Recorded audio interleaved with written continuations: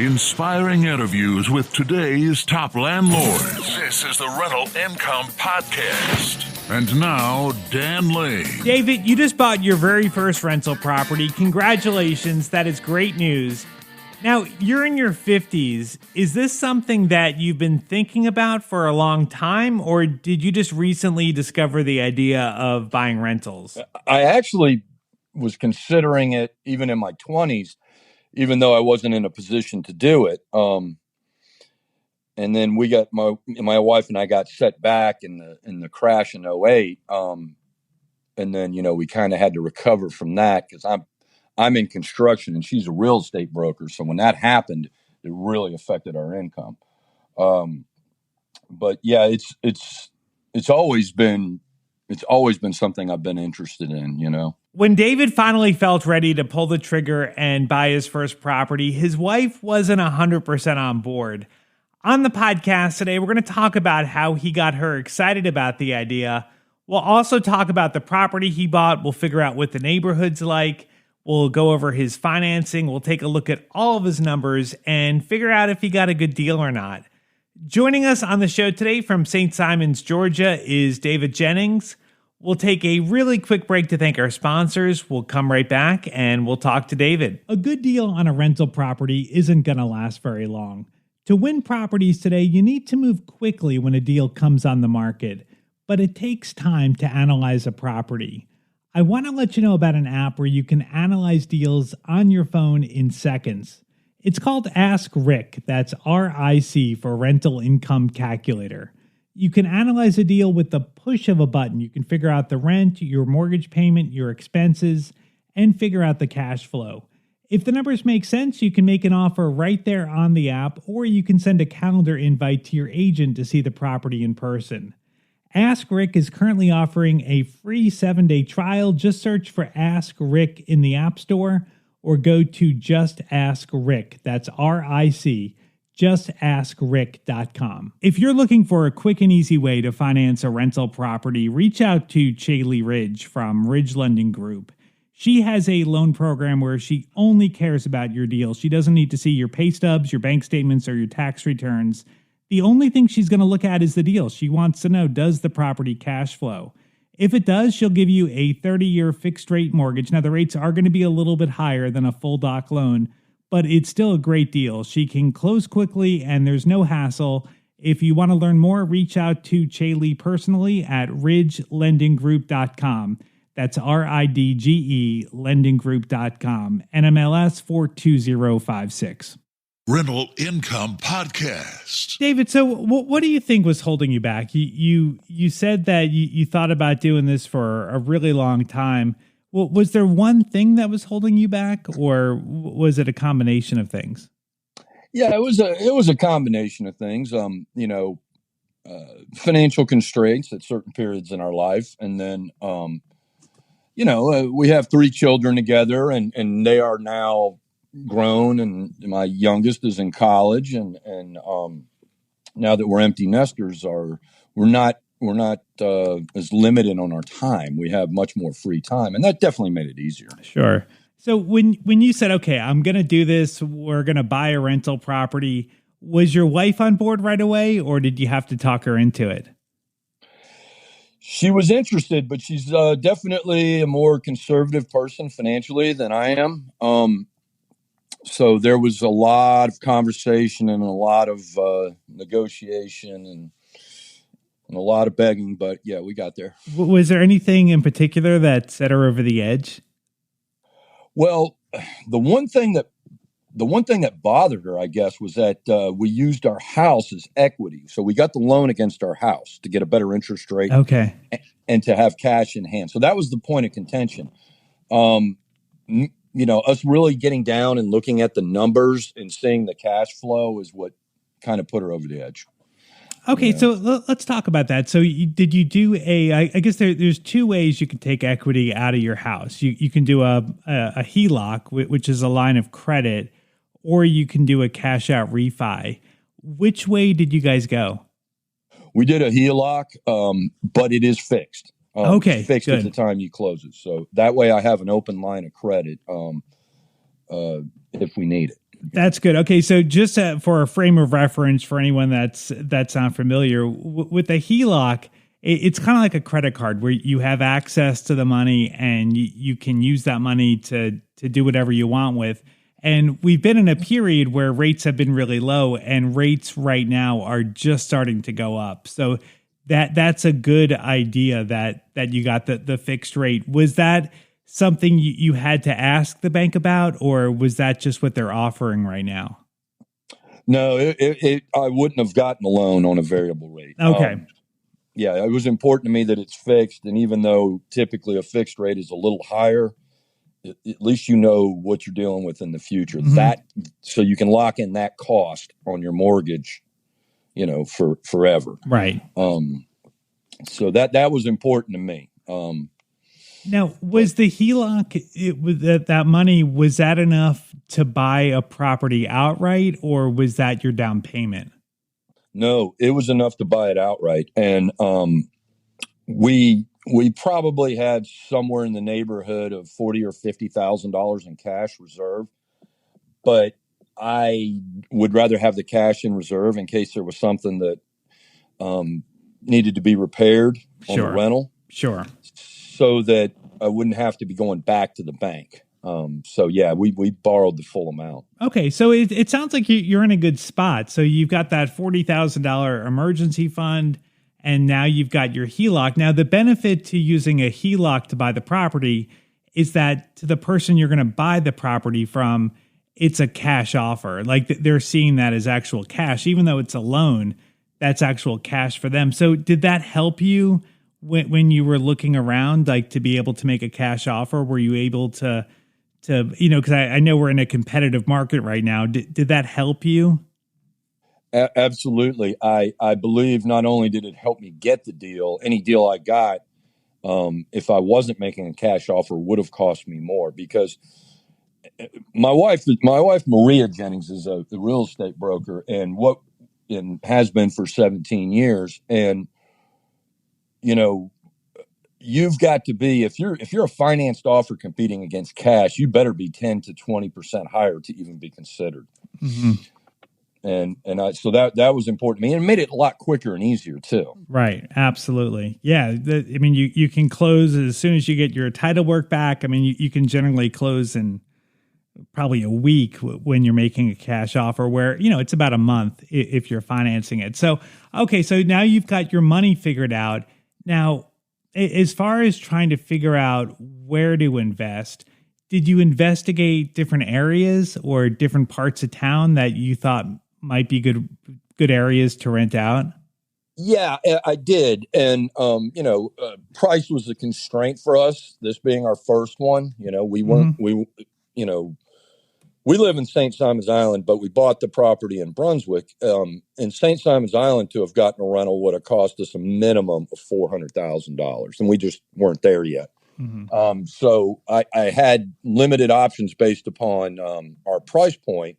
We wanted to be under $200,000 for our first one. So I picked a neighborhood that was a little bit out of town, kind of a working class neighborhood, but not a particularly, not a high crime rate or anything of that nature, where a lot of people get their starter homes and that type of thing. How far away is Brunswick from where you live? About 6 miles. Oh, okay. So that's so you're kind of familiar with the area. Oh yeah. Okay. Yeah. Awesome. Awesome. Now, as far as trying to educate yourself on rentals, I mean, you mentioned your wife is a realtor, so she's, familiar with how real estate works and, how to do the contracts and stuff. But was there anything else you did to kind of educate yourself on what it takes to be a landlord, or how to do this the right way? Yeah, absolutely. I listened to some podcasts, mostly yours. Awesome. I also read up a little bit.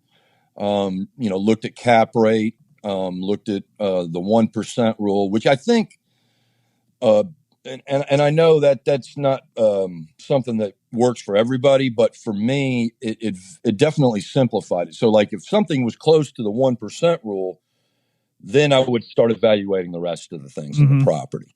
Right. So, and coincidentally, that we hit it on the nose. We paid just under 170, and we getting 1,700 a month. So awesome. Okay. Yeah. All right. So let's talk about this deal. So it's in a working class neighborhood. yeah. And so it's not like a high crime area. Like, are there a lot of rentals in the area, or is it a mix of rentals and homeowners? I'd say it's about 50-50. Okay. Okay. Well, and if you were to give it a grade, like an A class property, B class, C class, like what grade would you give it? I'd probably give it a C plus. C plus. Okay. All right. Solid. All right. That's a good rental. Now, how did you actually find the property? Well, actually, that was some luck. One of my wife's clients is a real estate investor with several rentals. Now, he's probably 10, 12 years older than we are, and he's starting to he just started to start cashing them in. And he's only selling, one or two properties a year, not to get hit with capital gains all at once. He's looking towards retiring entirely. Okay. And we picked it up from him. And he actually set the price based on me talking about the 1% rule. Oh, wild. So was he familiar with the 1% rule? Oh yeah. Okay. Yeah. He's actually mentored me a little bit and and gave me some great advice as well. And if things line up again, we may buy another property from him, depending on what he has available. Sure. Yeah, that's a great connection. Yeah, I would definitely keep that relationship going. Now, what was the condition of the property? The property was in pretty good shape. I paid a home inspector, even though I'm in construction, to get a second opinion. And the list of small things that had come up were taken care of by the owner, except for one item, which he gave us an $800 credit for. And that was a cracked glass in the garage. Wow. I mean, that's a pretty good seller. I mean, most sellers today aren't fixing too much stuff on the home inspection report. So that's great that he fixed everything for you. What about the tenants? Were there tenants in the property? Yeah, I have the same tenants that were there with the prior owner. We just wrote a new lease exactly like the previous one, except changing, of course, who the landlord was. And I didn't extend it because I wanted to have options and see how it went with them. So I didn't want to be locked in for a whole year. Smart. And I didn't, I don't know that both tenants wanted to be locked in for another whole year from that point either. So if there was 6 months left on the lease, you just wrote up a new lease for 6 months. Yeah, for the remainder. Yeah, and it was about that actually. Okay, and you used his same lease. I did. Okay, awesome. So that's great that he gave you his lease. And the tenants, I guess, like, there's really no way to screen them. Like, did he give you any kind of information on the tenants? Well, he had told me that they had never been more than a week or 2 weeks late in their history. So that much we knew. One of the tenants was an older lady, and she's actually gets assistance from the housing authority, Section 8. And so that was kind of a slam dunk. That's kind of guaranteed money from the government. Right. Absolutely. And she just has to pay her portion of the rent.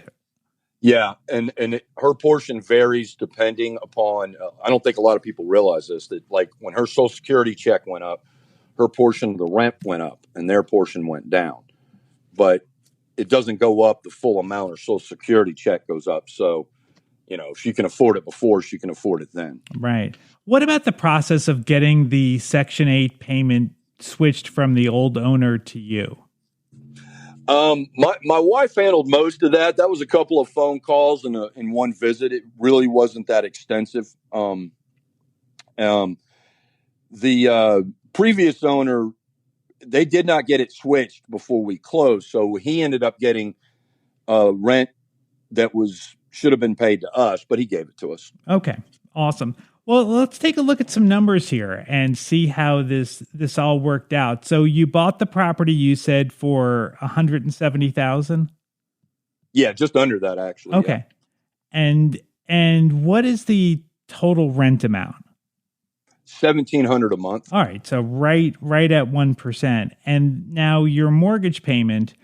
Now, so for your cash out refi, your mortgage payment is principal and interest, right? Yes. Okay. And how much is that payment every month? It's just under $800 a month. Okay. So now your taxes and insurance, I assume they're not in the mortgage since the mortgage is actually against your primary house, right? So you'll have to pay the taxes and insurance separately. Yes, Okay. That's correct. And that runs us just under $300 a month. Okay. So your total expense all in for your fixed expense is $1,100 a month. That is right. correct. Okay. And I assume you're managing the property yourself? We are. I mean, I will pay somebody, to plumber or whatever, handyman, to go out and fix something, but I manage them. Okay. So you've got $1,700 in rent, $1,100 in fixed expenses. So there's $600 left over. How are you budgeting for repairs and maintenance? I know you have your emergency fund set aside, but are you setting any money aside out of the rent to kind of build up that emergency fund more? Well, the truth is that what my wife and I agreed to do was to bank all that money all year long. We don't need it for income. We both make a fairly decent living, and at the end of the year, decide if, whatever maintenance that, or like, we're going to probably put a new roof on in the next 2 or 3 years. Mm-hmm. We don't have to, but it's getting close to that time. Okay. And then the only way we're going to allocate that money other than for the rental is actually to maybe do some things on our house as well, because we don't need the income for bills or anything of that nature. Okay. So you're just kind of putting that money aside, let it build up, and then you've got money for the roof or, for whatever stuff might come up. That's good. So, I mean, you should have like $7,000, after a year. Yeah. And I've already priced out a new roof, and it's about $8,000. Okay. So in a year's time, we paid for most of that roof. So where do you see yourself going from here? Like, do you want to buy more properties, or is this just kind of a see how this one works out kind of thing? Well, the goal is I would like to acquire enough properties to where that becomes my job. And I would like to, over the next 10 years, to get ourselves to a place where I've got my real estate license as well, but I don't practice, but I could at least be an assistant to my wife and then manage the properties. That's kind of the end game. So we're going to try and get at least one property, whether it's 1 door, 2 doors, or 4 doors, but at least one property a year moving forward.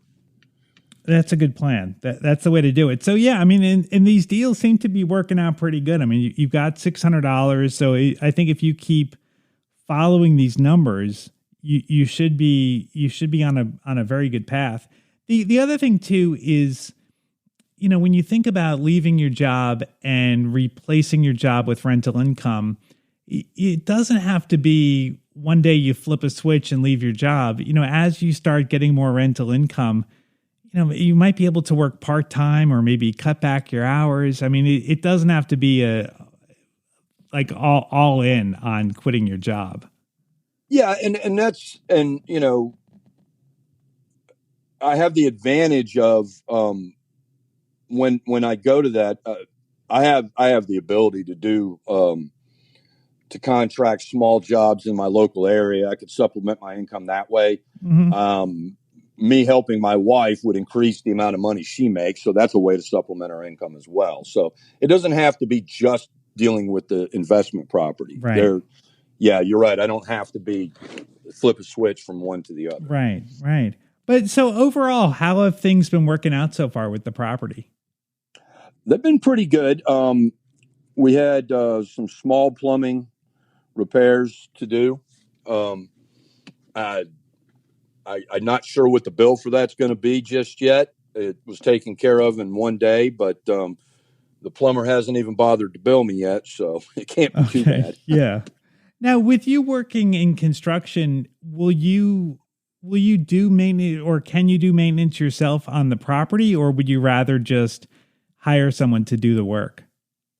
I can do almost anything there, but with the mechanical trades, I'm typically going to use them. I would use a plumber, electrician, HVAC guy. If I need to replace some door hardware or adjust some kitchen cabinets or anything like that, I'm going to do that myself, because I'm not going to find anybody who's, above my level of competence in that regard. But with plumbing and electrical, they're going to be faster. That's what they do. Mm-hmm. Absolutely. Yeah. The question that we posed at the beginning of the show is, did David get a good deal on this rental property?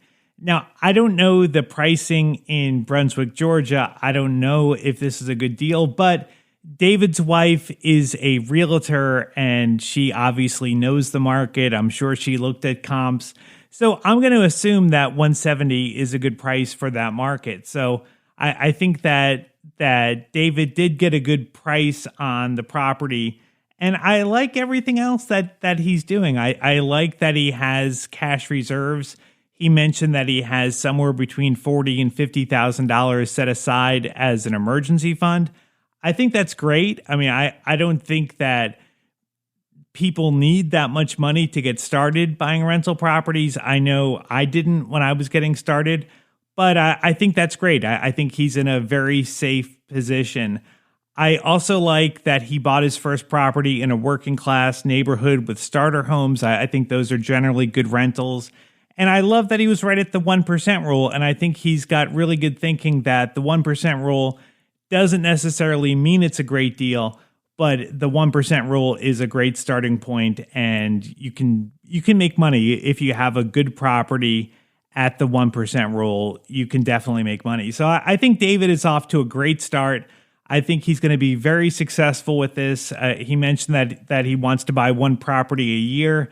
And just from seeing how David's talking and from getting to know him a little bit, I would not be surprised if he doesn't buy more properties than that. And I also wouldn't be surprised if we're not having him back on the show here in a couple of years and hearing that he has left his job and he's doing great things with his rental properties. So David, congratulations. I think you're off to a great start, and I have no doubt you're going to be successful with rental properties. If David inspired you and you're ready to buy your first property or you want to add to your portfolio, the lender that I recommend is our sponsor today. It's Chaley Ridge from Ridge Lending Group. Chaley is a nationwide lender, and her specialty is helping investors finance rental properties. She has a ton of different loan programs, and she can find something customized to you for your situation. If you want to find out more or you want to set up a time to talk to Chaley personally, just reach out to her at ridgelendinggroup.com. That's RIDGE lendinggroup.com, NMLS 42056. Thank you so much for checking out the podcast today. I really appreciate it. If this is your first time here, make sure you either follow or subscribe to the show. We put out new interviews every single Tuesday, and if you're subscribed or following, you're going to get notified as soon as the next episode comes out. My name is Dan Lane, and this has been the Rental Income Podcast. Oh, one other thing I almost forgot. If you are in St. Simons Island, Georgia, or Brunswick, Georgia, or anywhere in the area, and you're looking for a good realtor, David mentioned his wife is a full-time realtor, and she would love to connect with you. I've got her contact information on the website. You can find it at rentalincomepodcast.com/episode 363. Thanks a lot, and we'll talk to you next time.